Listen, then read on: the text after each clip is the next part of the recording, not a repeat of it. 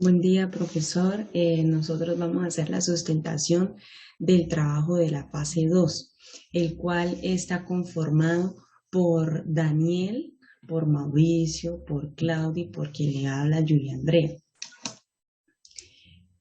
Entonces, eh, el título que nosotros escogimos con base a la problemática que ocurre en Colombia fue la violencia intrafamiliar. El título nos dice: transforma tu realidad con tus palabras. Atributos, creencias, actitudes se reflejan en grupos sociales. Entonces, con la palabra, yo puedo tranquilizar la situación por medio del tono de voz, la manera en que me expreso y el timbre que manejo ayuda a tranquilizar al interlocutor. Por medio de la atribución puedo explicarme por qué esta persona está teniendo este comportamiento. También en la parte que nos hable de las creencias, ahí también tratamos de entender cómo fueron sus bases afectivas y emocionales. Y por último, cómo éstas influyeron en sus actitudes para así perdurar y crear esta mala personalidad. Ahora, entonces pasamos a nuestro objetivo. Entonces, nuestro objetivo es descubrir a través de la actividad formativa grupal la importancia de emplear palabras que permiten dar un nuevo significado a la visión negativa que se da sobre alguna persona, generando un impacto positivo y haciendo una transformación personal. En los materiales que nosotros utilizamos, acá en estos materiales nosotros utilizamos, entonces se utilizaron la cartulina de 1/8, lápices, colores, pegantes, revistas, hojas tamaño carta y el videobeam también. Muchísimas gracias. Ahora le doy paso a mi compañera Claudia para que nos hable sobre la actividad rompehielo. Gracias.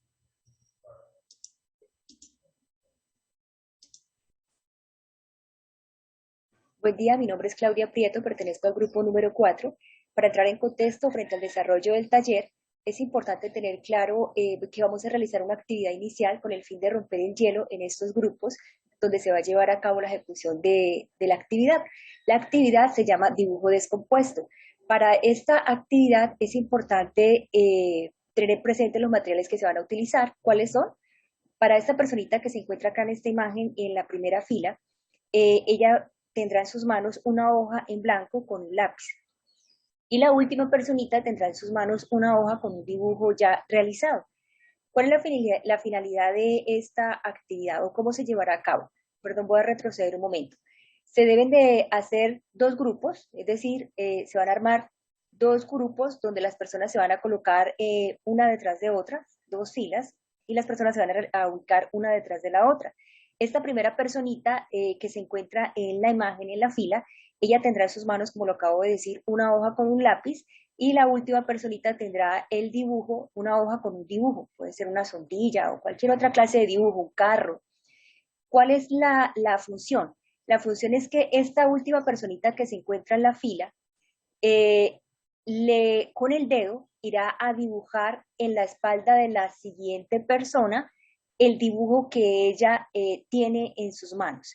Y así sucesivamente, esta persona que se encuentra en la fila le dibujará a la siguiente persona con el dedo en su espalda, hará el dibujo que ella considere que haya entendido, ¿sí? De su anterior compañero. Y así sucesivamente hasta llegar a la primera personita. Cuando ésta dibuje en esta otra persona la imagen en su espalda, ¿qué va a hacer la primera persona? Va a plasmar ese dibujo que ella entendió, lo va a plasmar en la hoja. De tal forma que al finalizar la actividad podamos reunirnos en grupo, ¿sí? De acuerdo como estuvimos organizados en las filas, nos vamos a reunir en grupo con el fin de, uno, presentarnos, darnos la oportunidad de conocernos, presentarnos, dos, poder identificar si en realidad el dibujo que inicialmente se había propuesto es igual al dibujo que se proyectó en la hoja, al dibujo que realmente la primera personita percibió y colocó en la hoja. Eh, muy certeramente puedo decirlo, eh, que ese dibujo en muchas ocasiones no es el mismo, en muchas ocasiones está distorsionado.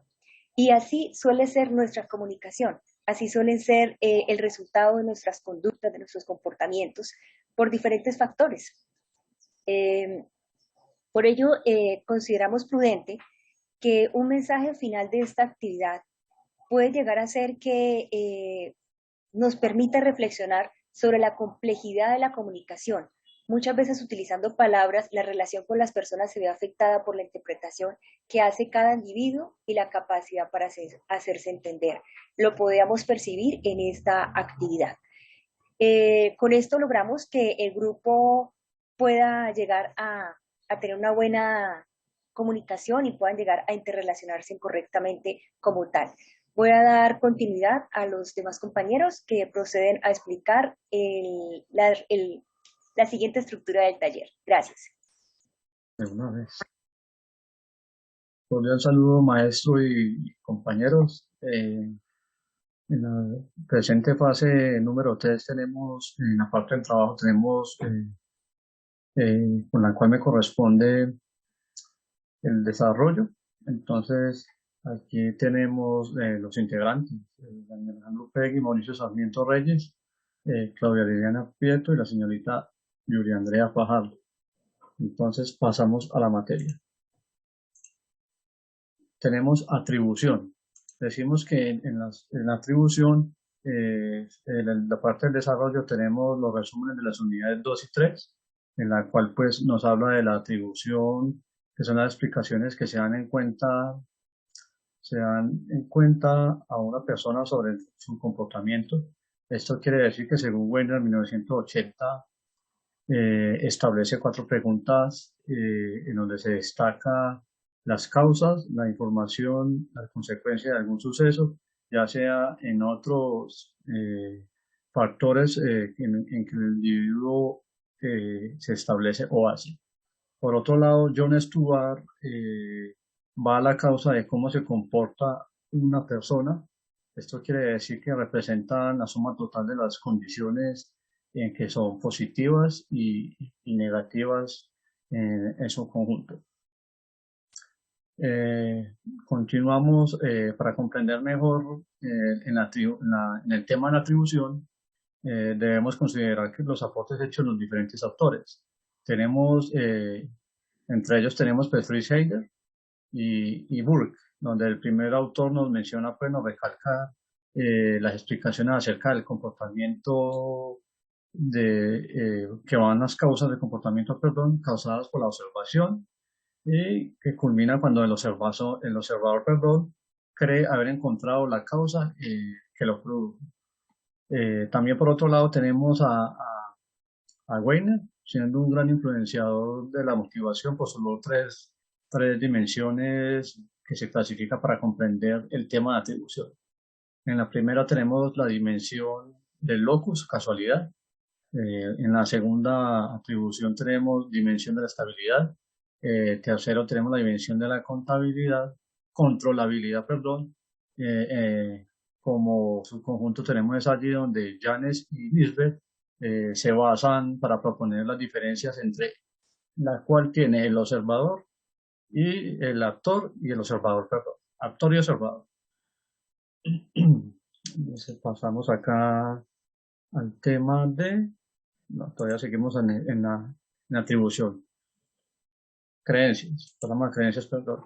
Ahora pasamos al tema de creencias, en la cual nos deja pues de gran importancia también como el tema de la atribución. Ambos temas son cruciales aquí en el tema de la asignatura de psicología social. Entonces las creencias son esquemas cognitivos de la fase filogenética, donde la representación afectiva y emocional son útiles para la supervivencia del ser humano. Por otro aspecto importante, se ha reconocido el nivel de afectación de la conducta producido por una creencia.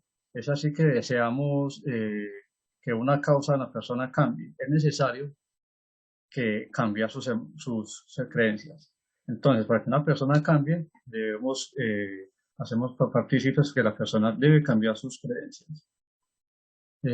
Por último, realizando una síntesis de estos dos temas,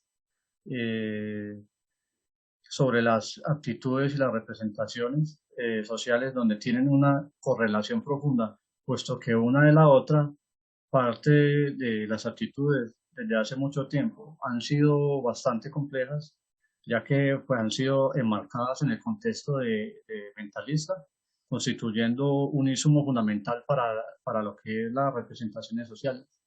Esto pues en el tema de atribución y creencias. Siendo así, muchas gracias. Continuamos con el siguiente compañero. Saludos.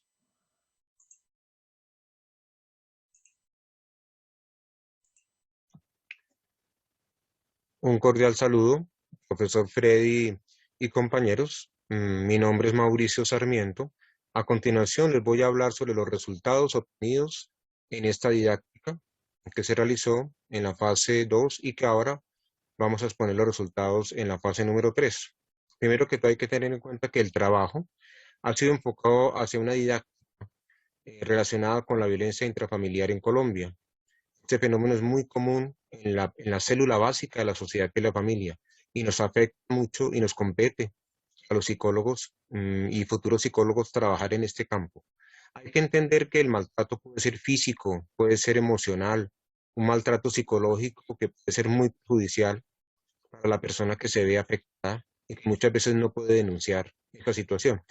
También se presentan casos de abuso sexual, donde hay muchísimo sufrimiento y daños irreversibles, no lo sabemos a un futuro. Esta violencia intrafamiliar realmente puede comenzar por castigos y puede terminar incluso hasta en la consecución de lesiones y en los casos más graves que lo hemos visto, en la muerte, en los feminicidios, también en los propios padres que han matado a sus hijos. Entonces, el taller didáctico lo que busca y los resultados que obtuvimos a través del taller es que cada uno de los participantes que son estudiantes de primer semestre de psicología se dieran cuenta de los diferentes roles que existen. Es decir, hay que colocarse en la posición siempre del otro, no solamente pensar que yo tengo un rol de padre o un rol de hijo o de hermano, sino que también qué pasaría si yo fuera el padre, cómo actuaría, qué pasaría si yo fuera el hijo, cómo reaccionaría. Entonces, el taller lo que buscaba era que cada uno se diera cuenta que no podemos colocar etiquetas, no podemos decir usted es padre, usted es hijo, no, sino que tenemos que pensar en que tenemos momentos diferentes en la vida, es decir, momentos en los cuales usted es hijo, pero en un futuro podría llegar a ser padre. Entonces, aprender a manejar esa psicología del respeto oportuno hacia los demás y de esa manera evitar pasen todas estas situaciones que perjudican muchísimo al entorno familiar y que, como les estaba diciendo anteriormente, pueden causar daños irreversibles. Entonces, volvemos precisamente a pensar en todo lo importante que es, eres o tienes momentos de. ¿Sí? Entonces, como les estaba comentando, no podemos en ningún momento colocarle una etiqueta a una persona y decirle, usted es una persona maltratadora. No, tal vez tengas momentos en los cuales estás de mal humor, estás de pronto en una crisis emocional y entonces desatas la furia en contra de tu hijo, o en contra de tu padre o de tu pareja. Pero no se trata de colocar de formalizar una etiqueta. De esta manera, ¿qué logramos?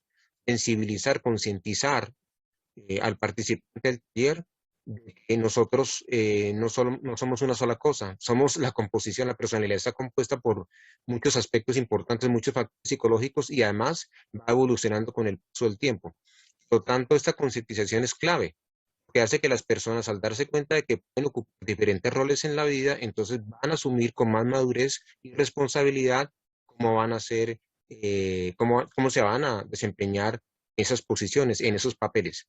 Entonces, hay aspectos positivos de la personalidad y aspectos negativos de la personalidad. Eso ocurre en todas las personas. Nadie tiene todos sus aspectos psicológicos, todas sus dimensiones en un plano positivo, ni nadie tampoco las tiene en un plano negativo. Entonces, ¿qué busca el taller? Concientización, número uno. Segundo, participación con juegos didácticos, intercambiando los roles entre padre, hijo, hermano, pareja, y de esta manera lograr asertivamente que cada persona se dé cuenta de que cada rol tiene un nivel funcional dentro del contexto familiar, porque todos podemos ser en cualquier momento otra persona. Tenemos que aprender a cuidarnos, a respetar a los demás y tenemos que controlar nuestras reacciones, nuestras emociones y nuestros pensamientos. Ahí se involucran elementos conductuales, elementos cognitivos, pero de un contexto psicosocial. Esto es supremamente importante. Entonces les agradezco mucho su participación y con esto ya concluimos. Ya concluimos el trabajo colaborativo de la fase 3. Muchas gracias.